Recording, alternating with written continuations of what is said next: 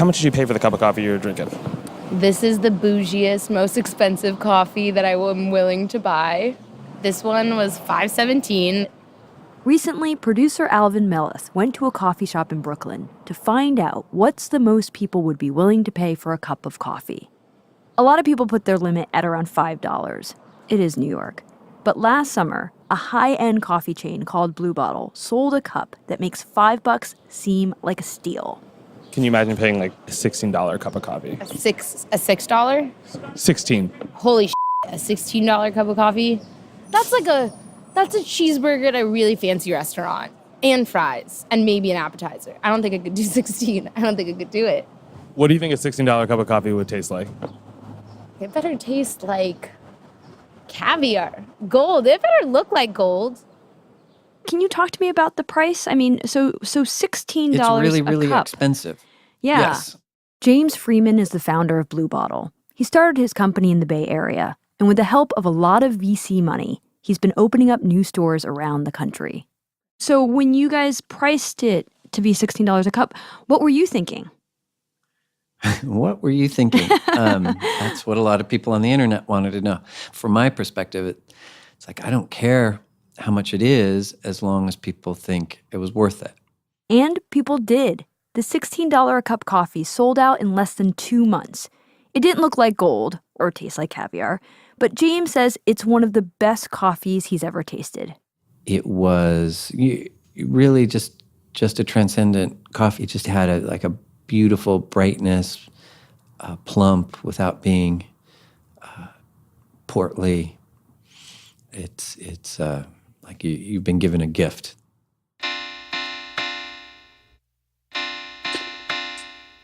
From Gimlet Media, I'm Lisa Chow. This is StartUp.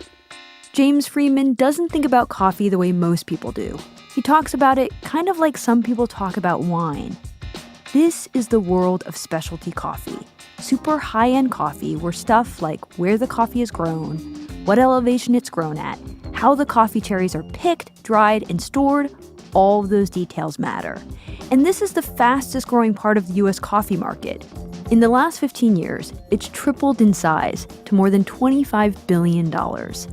Making a super high-end specialty coffee requires precision engineering, and that $16 cup was virtually perfect, which is surprising because it came from a place where precision is really hard to achieve, an active war zone in the Middle East.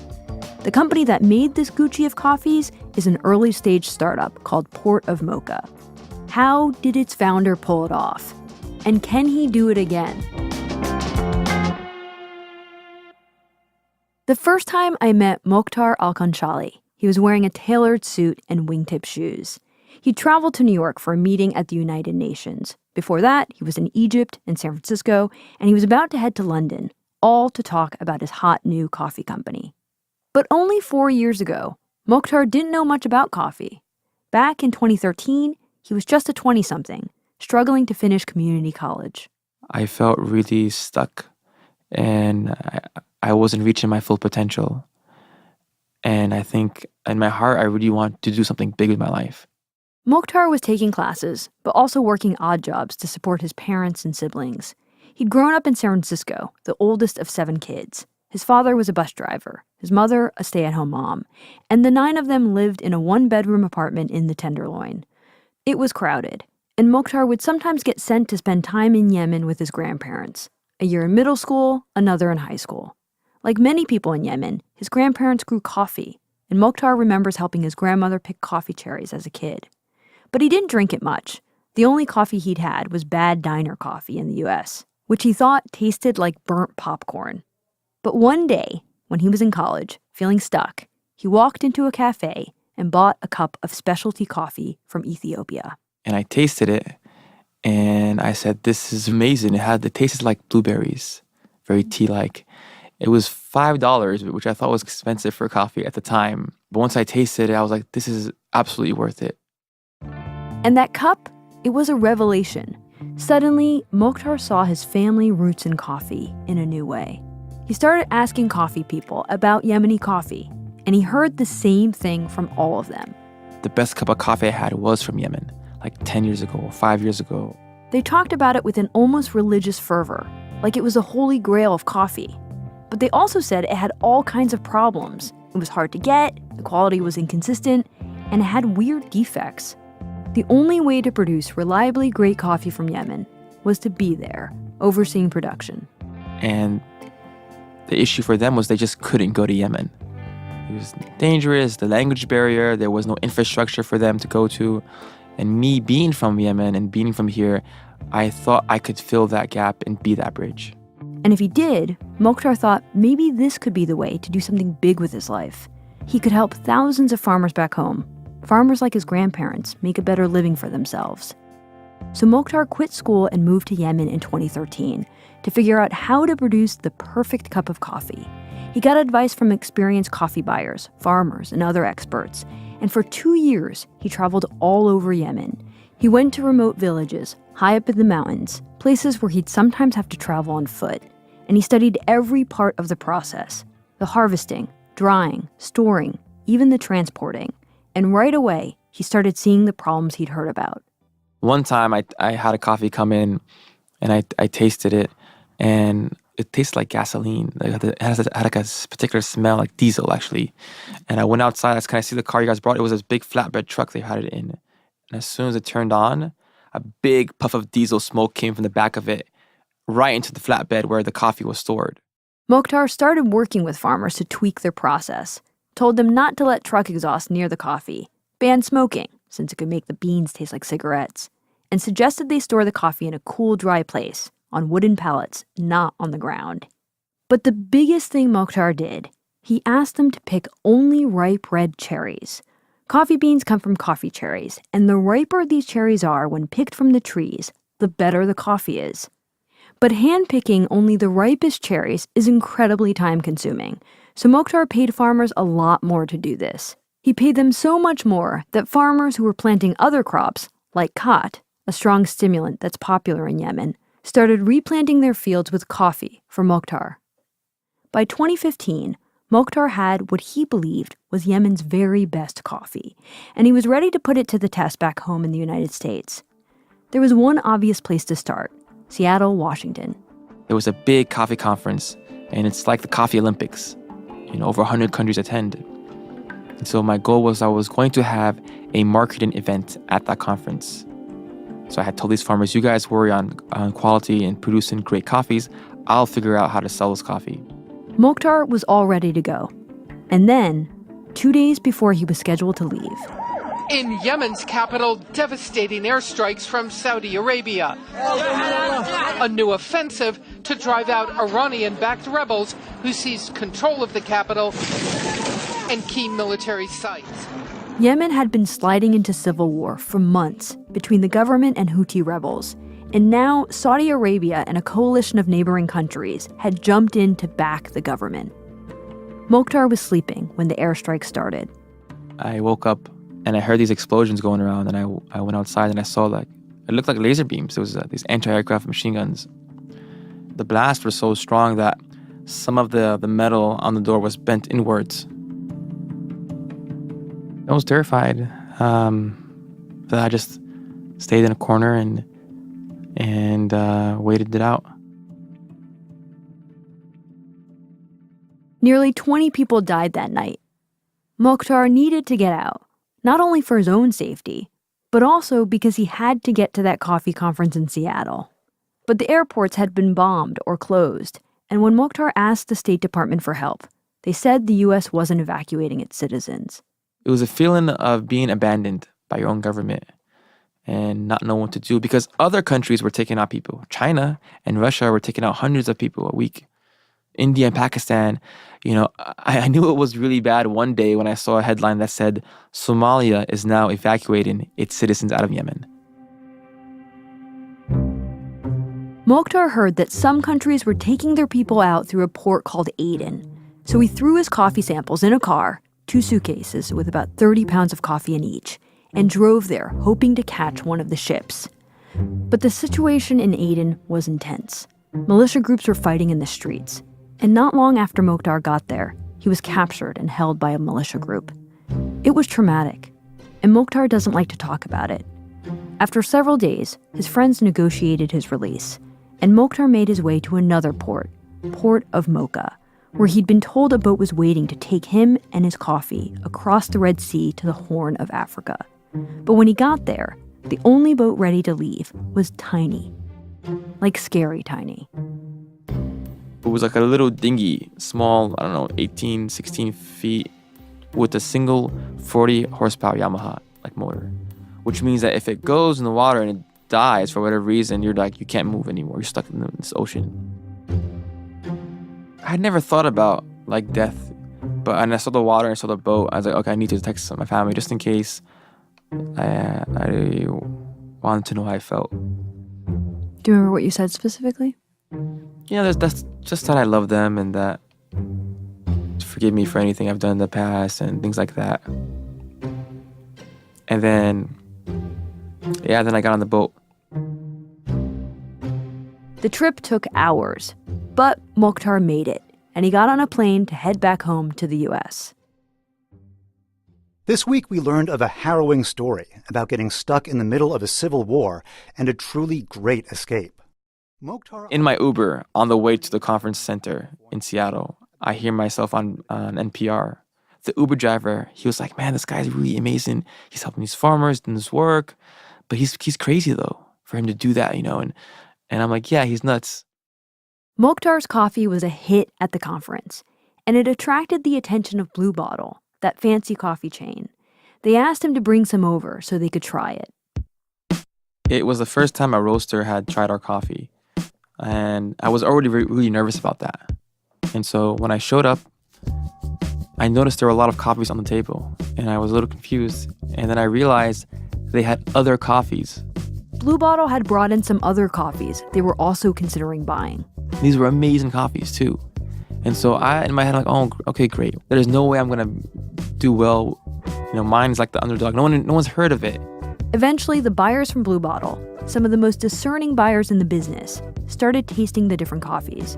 Tasting them blind, meaning they didn't know which coffee belonged to which seller. People have their notes out and they're saying, this coffee has, it started really amazing, then it fell apart at the end. This coffee was too winey or tardy. This coffee had a wood taste to it, very baggy, old kind of crop. Then they were like, this coffee was absolutely amazing. They said it was a fruit bomb of flavors, a bouquet of flowers. It had a sweet, lingering taste to it. Papaya, mangosteen, and I was just like, oh my goodness. And at the end of all that, then they revealed which coffee was which. It was my coffee.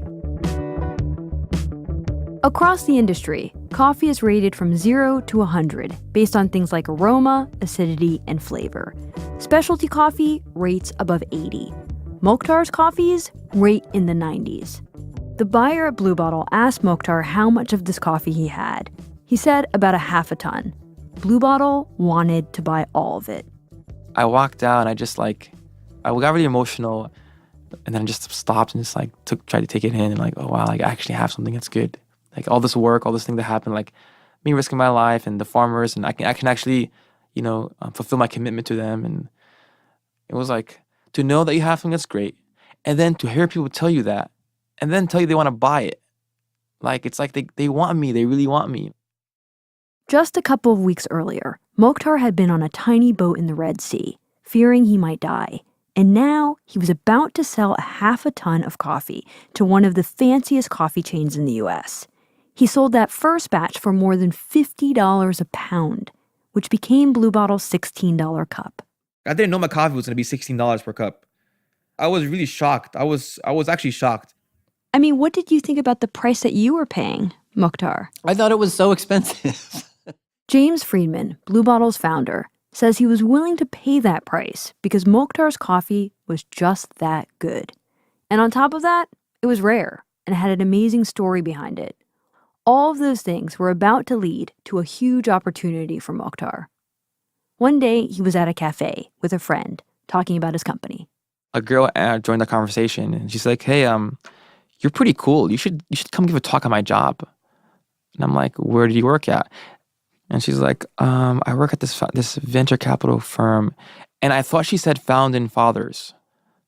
I don't know anything about the VC world. So I told Ibrahim, he's like, I've never heard of them.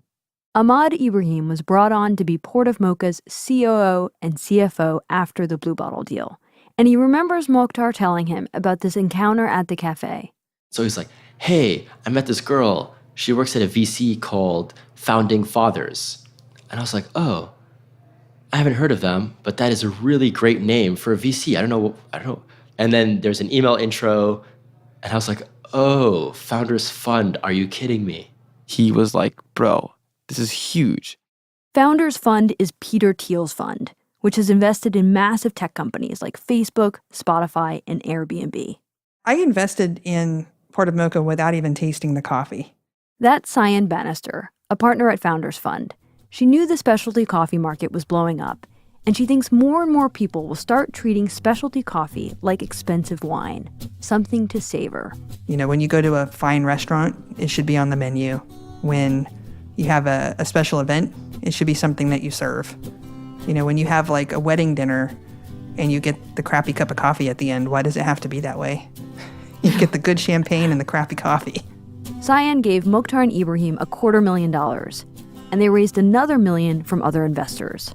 You know, is this a multi-billion-dollar opportunity? I don't know. But if it ends up being a $250 million to $500 million opportunity, I think that's incredible. I think he has a chance. So now, Mokhtar has investment from big-time VCs, and it was sending him back to Yemen, a country in the middle of a civil war, to build a $500 million company. After the break, Mokhtar finds out just how hard it is to do that.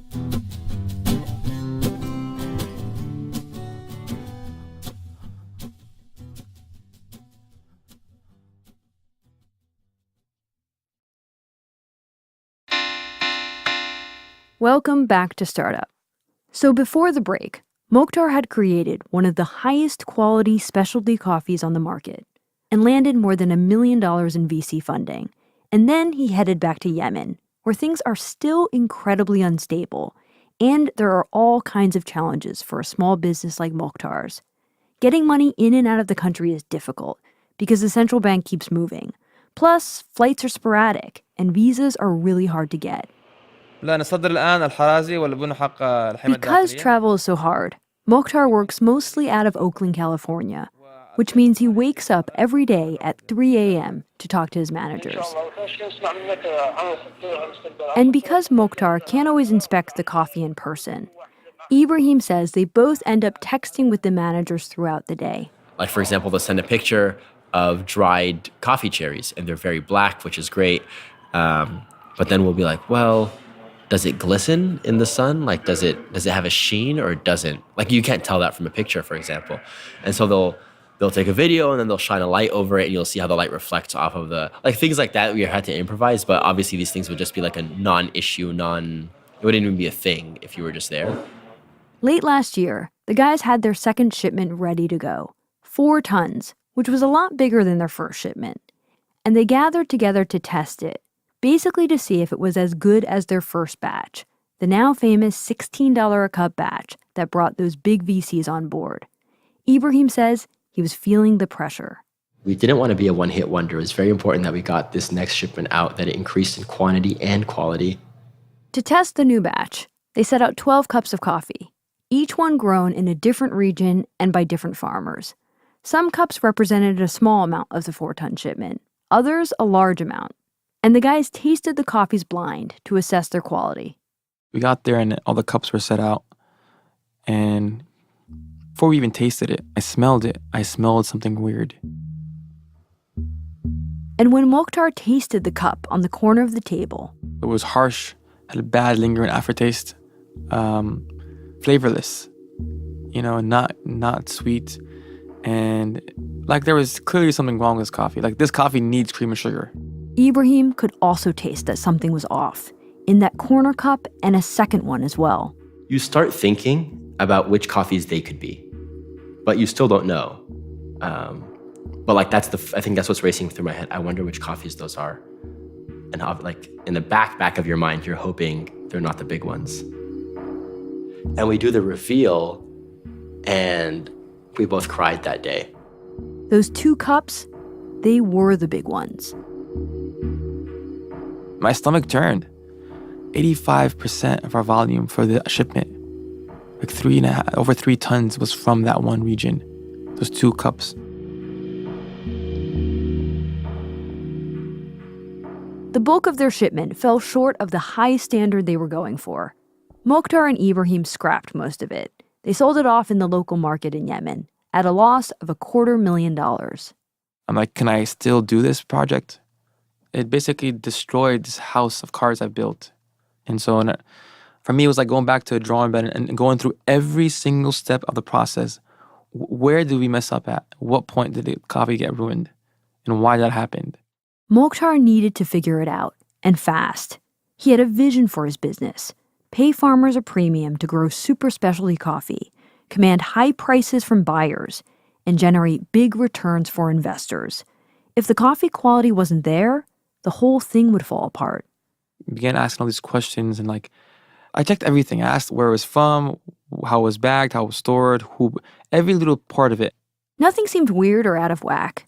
But then he noticed something strange about the moisture levels on those 2 coffees compared to all the others he produced. Every single bag of coffee from those 2 regions was really low. And so I knew that was the reason. Mokhtar knew that a coffee's moisture level was important, but it was only in this moment that he realized just how important it is. If the moisture tips too much in one direction, fungus can grow. Too much in the other, and a coffee can lose its flavor. There are multiple opportunities for the coffee to lose moisture. Was it during drying? Was it during storage? And so the takeaway was like, we need to control all of that. So Mokhtar and Ibrahim rebuilt their process. They stopped having farmers dry the coffee cherries themselves and started drying them in their own facilities. They started using special bags to retain the coffee's moisture. And they doubled the number of quality control tastings they do, so they catch problems earlier. About a month ago, I met Mokhtar and Ibrahim in a warehouse in Oakland. We stood around a high wooden table where cups and wide tasting spoons were laid out. So this is the last tasting we do before coffees are shipped out. They're really in the bags, ready to go. It's been about 6 months since Mokhtar and his team tasted that second coffee shipment and realized something had gone terribly wrong. Now they're getting ready to test their 3rd shipment. I'm nervous because they've gone through the whole process. We've been filtering out all these negative coffees, and these are the cream of the crop. He wants Port of Mocha to prove again that it can produce one of the world's best coffees. The company has upped production since the last shipment. These samples are from 10 tons of coffee, ready to be shipped from Yemen, more than double what they produced last time. Cool. Mokhtar starts to grind the coffee. He, Ibrahim, and another taster will sample 11 coffees, each representing a different portion of the batch, just like last time. Mokhtar and Ibrahim pour the hot water. They let the coffee brew for several minutes, and then they start slurping up the coffee with spoons. The more your mother would disapprove, the better. You have to slurp very aggressively so the coffee can be in all parts of your tongue, and you can taste everything from it, from flavor to acidity levels, mouthfeel. They move around the table quickly, slurping, jotting down notes, and keeping straight faces so they don't influence one another. They taste each coffee several times to see how it changes as it cools. I keep looking for some reaction, some sign of whether the coffee is good, great, terrible. I don't see any. Finally, Mokhtar asks the other testers what they think, starting with their least favorite. Lowest for you? Tie between 8 and 9. 8 was mine. Harshness at it at the end. At some point I tasted like a cigarette. Okay, what about highs for you guys? Number 1 was my number 1. Absolutely, number 1. Even when I smelled it, as it cooled, mango, papaya, sweet lingering aftertaste. It's time for the reveal. Do they have a lot of that coffee they all think is the best? Do you know which one was number 1? Yeah, it's like our biggest coffee. The best coffee of the tasting makes up the biggest portion of this shipment. It's a success. There are no high fives, no big celebration, but the guys look happy. I take a slurp of my own of this number 1 coffee. I'm having a hard time tasting the fruit flavors Mokhtar's talking about. I guess I taste some fruit in it. I'm just trying to think, is it mango? Do you taste mango? I turned to the other tester, a guy named Nassim El-Kara. I don't taste mango, but it's definitely fruity. So the next question is it tropical? Is it stone fruit? This conversation all sounds so serious. And it is serious. The guys have a lot of money on the line. But Mokhtar and the others can still laugh at all the crazy ways people describe these high-end coffees. The first time I went to these like tastings, it was pretty intense. Like someone said pink starburst, someone said baby carrots. One guy, I still remember him till today. He said, this coffee, it's too passive aggressive for me.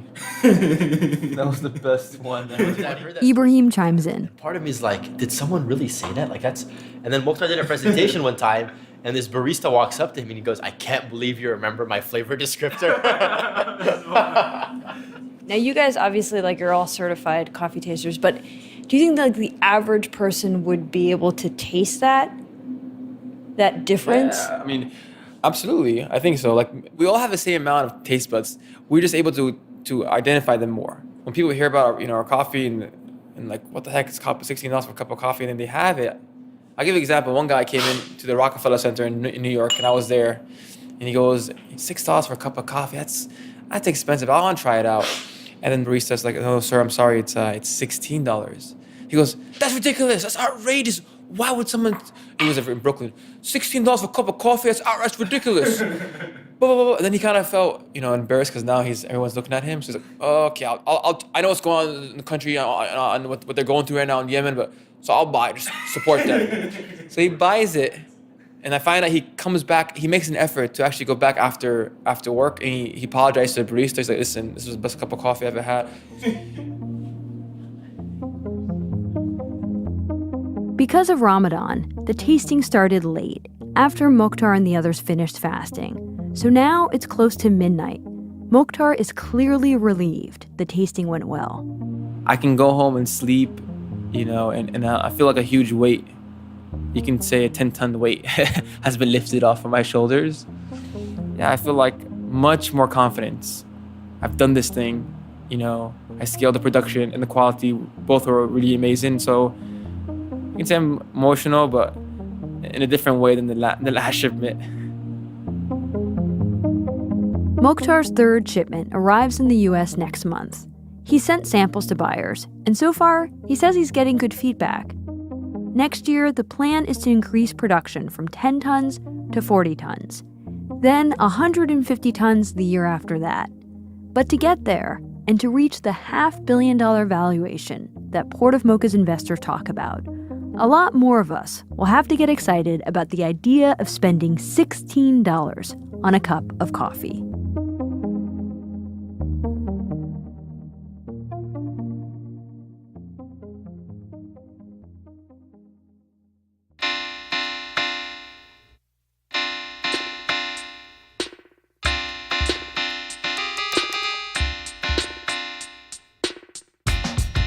StartUp is hosted by me, Lisa Chow. The show is produced by Bruce Wallace, Luke Malone, Simone Polanen, Emmanuel Berry, and Amy Standen. Our senior producer is Molly Messick. We are edited by Caitlin Kenny and Pat Walters. Production assistance and fact-checking by Alvin Melleth. Special thanks to Heba Fisher and Sharina Ong. The idea for this story came from an episode of Kerning Cultures, a Middle East podcast telling stories from the region. Their episodes can be found at kerningcultures.com. That's Kerning with a K. Mark Phillips wrote and performed our theme song. Build Buildings wrote and performed our special ad music. For full music credits, visit our website. Andrew Dunn and David Herman mixed the episode. You can follow us on Twitter at Podcast Startup. Also, this is our last episode for the season. In the meantime, there's a new podcast from Gimlet that we think you'll like. It's called Mogul, and it tells the story of hip-hop through one man's life, Chris Lighty, an executive who worked with stars like Missy Elliott, 50 Cent, and Mariah Carey. When the show starts, Chris is a young hustler, carrying crates for the legendary DJ Red Alert. I sensed something about Chris with his character, about how he come across with a business sense. And when him and I talk, I listen to his lingo. And when I listen to his lingo, it's like, this guy got something there, more than what you expect.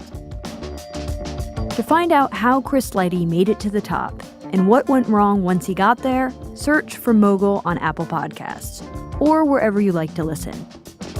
That's it for Season 5 of Startup. We'll see you soon.